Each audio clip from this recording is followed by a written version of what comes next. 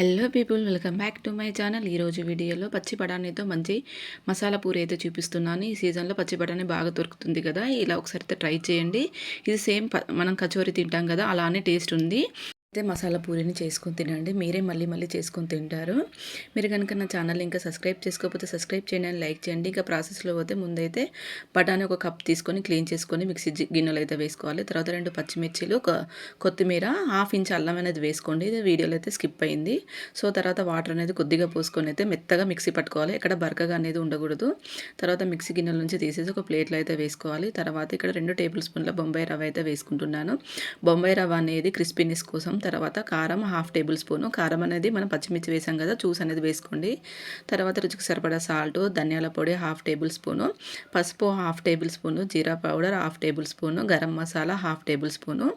తర్వాత లాస్ట్లో కసూరి మేతి అయితే వేసుకోవాలి. తర్వాత మొత్తాన్ని ఒకసారి అయితే మంచిగా కలుపుకోవాలన్నమాట. మొత్తాన్ని కలుపుకున్న తర్వాత ఒక 5 మినిట్స్ అయితే రెస్ట్ ఇవ్వాలి. సో ఇలా రెస్ట్ ఇవ్వడం వల్ల అయితే మనకు మసాలాలన్నీ బాగా పడతాయి అన్నమాట. సో దీన్ని ఒక 5 మినిట్స్ పక్కన పెట్టిన తర్వాత మనకి ఇక్కడ తగినంత అయితే గోధుమ పిండి అనేది యాడ్ చేసుకోవాలి. ఇక్కడ మైదా పిండి కాదు, గోధుమ పిండే వాడుతున్నాను. సో గోధుమ పిండితోనే చాలా పూరీలు చేసుకుంటాం కదా, మీకు నచ్చకపోతే మైదా పిండి కూడా వాడుకోవచ్చు, లేకపోతే పూరి పిండి కూడా వాడుకోవచ్చు. పూరి పిండిని అయితే ఒక 5 మినిట్స్ అయితే పక్కన పెట్టుకోవాలి. తర్వాత మూత పెట్టుకొని ఇలా ఒక 5 మినిట్స్ ఉంచుకున్న తర్వాత మనం స్టవ్ పైన కడాయి పెట్టుకొని డీప్ ఫ్రైకి సరిపడా ఆయిల్ అనేది వేసుకోవాలి. ఆయిల్ హీట్ అయిన తర్వాత మనం పూరి పిండిని మళ్ళీ ఒకసారి అయితే మంచిగా కలుపుకోవాలన్నమాట.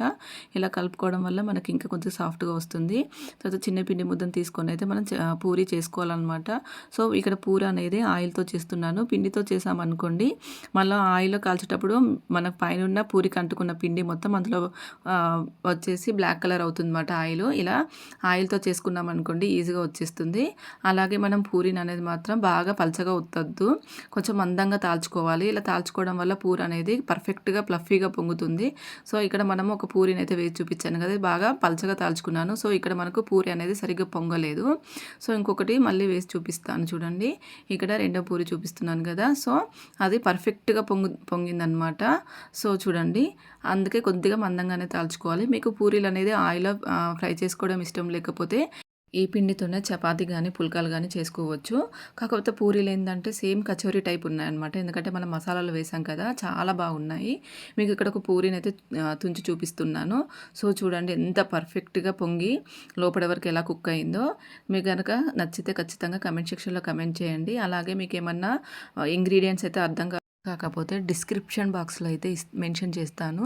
ఒకవేళ మీరు కమెంట్ చేసినా కమెంట్ సెక్షన్లో రిప్లై ఇస్తాను. Thank you for watching.